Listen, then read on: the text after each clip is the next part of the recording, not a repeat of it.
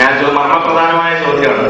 അതായത് ഇസ്ലാം നിഷ്കർഷിക്കുന്ന മഹത്തായ മഹർ സമ്പ്രദായം ഇവിടെ ഉണ്ടായിരിക്കെ ഇസ്ലാമുമായി കുലബന്ധം പോലുമില്ലാത്ത ഈ സ്ത്രീധന സമ്പ്രദായത്തിൽ കൊട്ടിഘോഷിച്ചുകൊണ്ട് അതിന് ചില മുടന്ത ന്യായങ്ങൾ ഉന്നയിച്ച് അതിന് പഴുതു കണ്ടെത്താൻ ശ്രമിക്കുക മാത്രമല്ലേ, നേരെ മറിച്ച് പണ്ഡിതധർമ്മം ഒരു സമൂഹത്തിൽ ഇത്തരം അനാചാരങ്ങൾ ഉണ്ടാകുമ്പോൾ പണ്ഡിതന്മാർ അവരുടെ കടമ നിർവഹിക്കുകയല്ലേ ചെയ്യേണ്ടത്?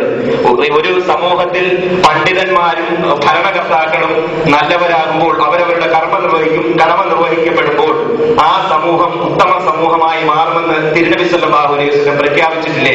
അതുകൊണ്ട് തന്നെ ഈ അനാചാരം നടക്കുമ്പോൾ, അല്ലെങ്കിൽ മോശമായ അല്ലെങ്കിൽ മാന്യതയ്ക്ക് നിരക്കാത്ത ഈ സംഭവം നടക്കുമ്പോൾ അൽ ഫാത്തിഹ പറയുന്നതിന് പകരം ആദ്യമായി, അല്ലെങ്കിൽ അത് നടന്നതിന് ശേഷം, സുഹൃത്തെ ഇത്തരം പരിപാടി നിങ്ങൾ നിർത്തിവെക്കുക.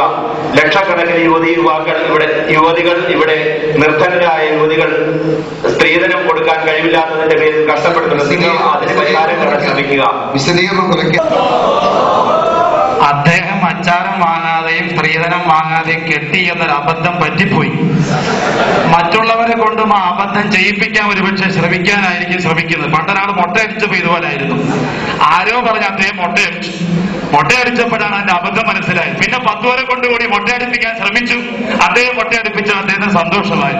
ഈ സ്ത്രീധനം ഇത്തരത്തിൽ ശർഈയായി വളരെ വിശദമായി ബഹുമാനപ്പെട്ട പേരോട് ഉസ്താദ് വ്യക്തമായി പറഞ്ഞ സ്ഥിതിക്ക് അച്ചാരമായിരുന്നാലും സ്ത്രീധനമായിരുന്നാലും പൊരുത്തപ്പെട്ട് കിട്ടുന്നത് ഹലാലെന്നാണ് വ്യക്തമായി മനസ്സിലാക്കി തന്നത്.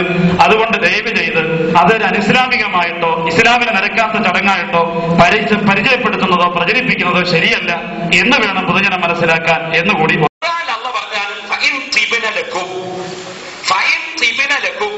ആ സ്ത്രീകൾ നിങ്ങൾക്ക് നല്ല സന്തോഷത്തോടെ വല്ലതും തന്നാൽ, വല്ലതും നിങ്ങൾക്ക് സന്തോഷത്തോടെ തന്നാൽ അത് സന്തോഷത്തോടെ വാങ്ങി നിങ്ങൾ കഴിച്ചോളൂ, ഉപയോഗിച്ചോളൂ. ഇത് ഖുർആനിൽ അല്ലാഹു പറഞ്ഞ.